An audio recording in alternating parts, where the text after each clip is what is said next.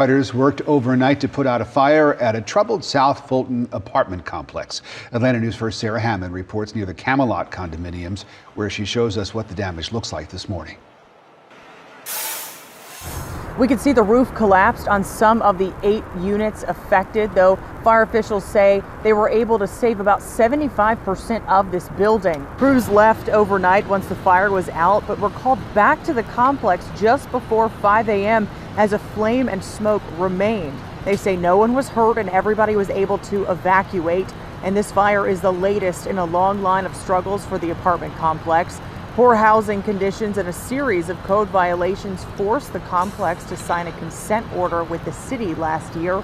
And as temperatures plummet, firefighters say they expect to be called to more fires. Alpharetta Fire Captain Albert Kong says home heating equipment is involved with 1 out of every 6 fires during the winter.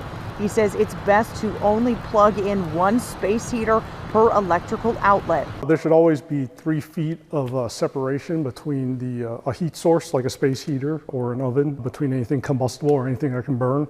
And fire officials are still working to figure out the cause of the fire here at Camelot condominiums. In South Fulton, I'm Sarah Hammond for Atlanta News First.